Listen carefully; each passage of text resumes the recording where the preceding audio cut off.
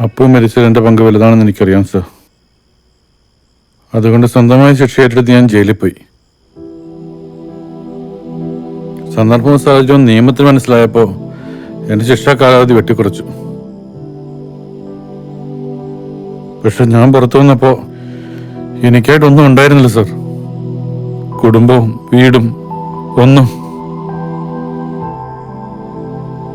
അങ്ങനെ ഇരിക്കെ ഞാൻ പാട്ട് പഠിപ്പിക്കാൻ പോകുന്ന സ്ഥാപനത്തിൽ വെച്ചാ വൃന്ദയെ പരിചയപ്പെടുന്നത്.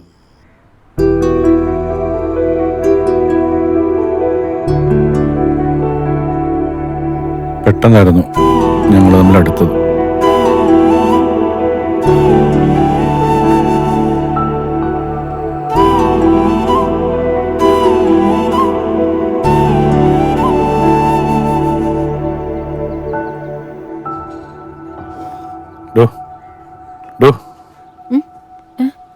എന്തു പറ്റി?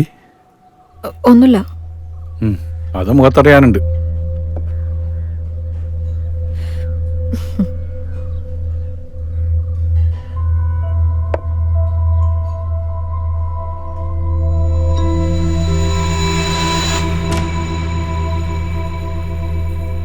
ക്രിസ്റ്റി,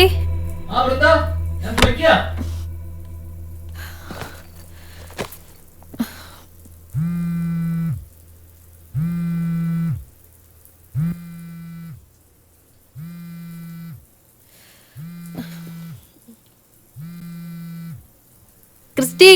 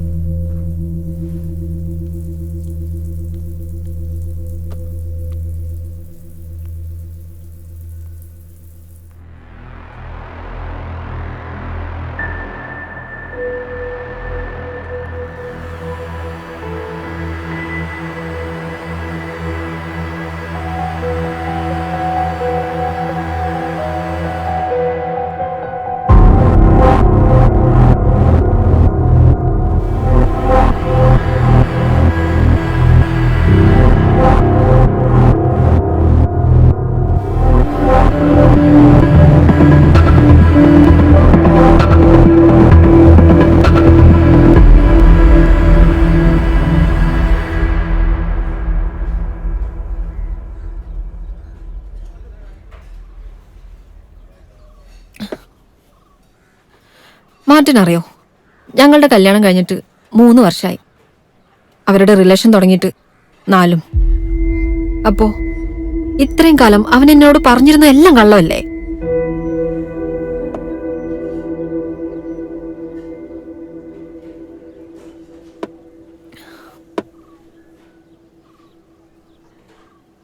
മാർട്ടിനോടൊരു കാര്യം പറയണമെന്ന് ഞാൻ കുറെ നാളായി വിചാരിക്കുന്നു. ഇന്നിപ്പോ എനിക്കത് പറയണം തോന്നി. എന്തേ? ക്രിസ്റ്റി എന്റെ ജീവിതത്തിലില്ലായിരുന്നെങ്കിൽ ഞാൻ മാർട്ടിനോടൊപ്പം ആയിരുന്നേനെ. ക്രിസ്റ്റി ഇനി ഇല്ലാണ്ടായാലും പോരെ.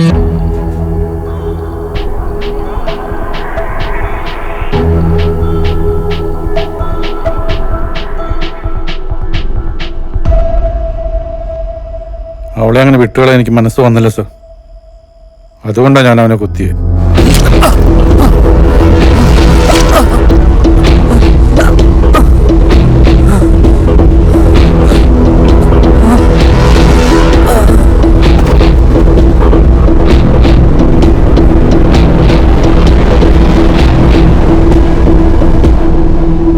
നീയൊക്കെ പോലീസിൽ ഉണ്ടാക്കുവാണോടാ? ഇത്രയും നേരം നിന്നോടൊക്കെ ഇതന്നെയല്ലേ ഞാൻ ചോദിച്ചോണ്ടിരുന്നത്?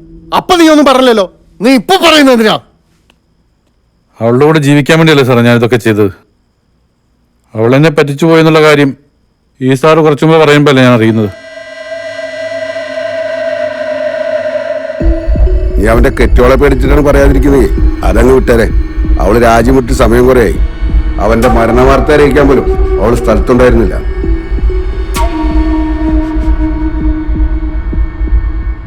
പുല്ല് ഇതില് നല്ല സീരിയൽ കില്ലറായിരുന്നു. ആ പൊരുത്തിന്റെ പിന്നാലെ പോയാൽ മതി. ഇതിപ്പോ അമ്മയുടെ നാടകവും കാണും.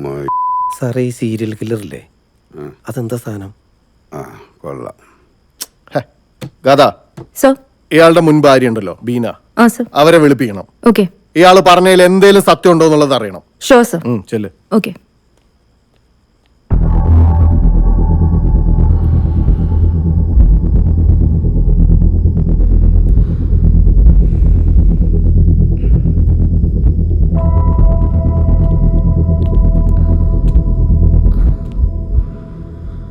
സോ പറയൂ.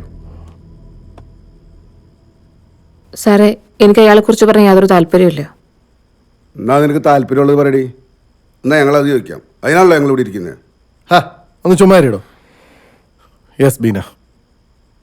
സാർ, അയാളോട്ട് യാതൊരു ബന്ധവുമില്ല എനിക്കിപ്പോ. എന്നാ നിനക്ക് ബന്ധമുള്ളവരുടെ ലിസ്റ്റ് അടി. ഞങ്ങൾ അവരെ കുറിച്ച് ചോദിക്കാം. രാജൻ പുറത്തു നിന്നേ. അല്ല സാറേ, ഇവളൊരുമാതിരി തന്നോട് പുറത്തു വെക്കാനാ പറഞ്ഞ. ബീന പറയൂ, മാറ്റം പറഞ്ഞതിൽ എന്തെങ്കിലും സത്യമുണ്ടോ? സാർ, ചിലപ്പോൾ അയാൾ അറിയാതെയായിരിക്കും എൻ്റെ കുഞ്ഞിനെ കൊന്നിട്ടുണ്ടാവുക. പക്ഷേ എനിക്ക് അയാളൊരു കൊലപാതകമായി മാത്രമേ കാണാൻ പറ്റൂ. പിന്നെ കുഞ്ഞിന്റെ മരണം വരെ അയാൾ പറഞ്ഞ സത്യമായിരിക്കും. ബാക്കി എനിക്കൊന്നും അറിയില്ല സാർ. ആദിനാഥന്റെ ഭാര്യയെ കൊണ്ടുവരുമ്പം ആദിനാഥൻ അറിയണം. നിന്നോട് പറഞ്ഞു കുറച്ചേരം സ്വസ്ഥമായിട്ടിരിക്കാൻ. ഒന്ന് പോയേ സാറേ, നമ്മൾ ഇതുവരെ കണ്ടതാ. നിനക്ക് പറഞ്ഞ മനസ്സിലാത്തില്ലേ? ഇല്ല. എന്താ പ്രശ്നം? എന്താണ് പ്രശ്നം? ആദ്യം ശരിക്കും അറിയില്ല. ആരാതി? ഞാൻ ആദി. അത് ശരി. അപ്പൊ അറിയില്ല എന്ന് പറഞ്ഞു. നിങ്ങൾക്ക് ഞാൻ ആദ്യം ആരാണെന്ന് കാണിച്ചു തരും. അപ്പൊ താനല്ലേ ആദി? ഞാനാ ആദി. പിന്നെ ആരെ കാണിച്ചു തരാന്ന് പറഞ്ഞത്? സാറേ വേണ്ട. ആദി, ആദിക്ക് ഇപ്പൊ എന്താ പ്രശ്നം? എനിക്കൊരു പ്രശ്നമില്ല. അകത്തിരിക്കുന്ന ബീന എന്റെ ഭാര്യ. അവരാണോ പ്രശ്നം? അവളെ എന്തിനു അറസ്റ്റ് ചെയ്തു എനിക്കറിയണം. അതിനാരെ അറസ്റ്റ് ചെയ്ത് ഇവിടെ? അവരുടെ ആദ്യ ഭർത്താവ് മാർട്ടിൻ ഈ കേസിലെ പ്രതിയാണോ എന്ന് സംശയമുണ്ട്. അപ്പൊ അയാൾക്ക് പരിചയമുള്ള ആളുകളെയൊക്കെ വിളിച്ച് കാര്യങ്ങൾ അന്വേഷിക്കുന്നു. അത്രേ ഉള്ളൂ. അത്ര ഉള്ളെങ്കിൽ എന്നെ അകത്ത് കയറ്റ്. ഞാൻ എന്തിനാണോ അകത്ത് കയറുന്നത്? ഞാൻ അകത്തിരുന്നോളാം. എനിക്ക് അറിയണല്ലോ അവിടെ എന്താ നടക്കുന്നതെന്ന്. ഒന്ന് പറഞ്ഞു വിട്. ഞാൻ അകത്തിരുന്നോളാം. നിന്നോട് ഞാൻ കുറച്ച് പ്രാവശ്യമല്ല പറയുന്നു, പല പ്രാവശ്യമായിട്ട് പറയുന്നു. ആദ്യം അറിയില്ല. സാറിന്റെ സ്വഭാവം നിനക്ക് അറിയാൻ മേലായിട്ടാണ് ആദ്യം അറിയില്ല. ഇവിടെ വന്ന് കുറച്ചേരം ഇവിടെ കിടന്ന് അംഗം കാണിക്കുന്നത്. ഹോൾഡ് എന്താന്ന് അറിയില്ല. ഇത് സ്ഥലം ഒന്ന് മനസ്സിലായോ? എന്റെ ചുമ്മാ ഹോൾഡ് കിടന്ന് അംഗം എന്താന്ന് കാണിച്ചാൽ നിങ്ങൾക്ക്? കുപ്പിയെടുത്ത് അടിച്ച് നായിന്റെ മോനെ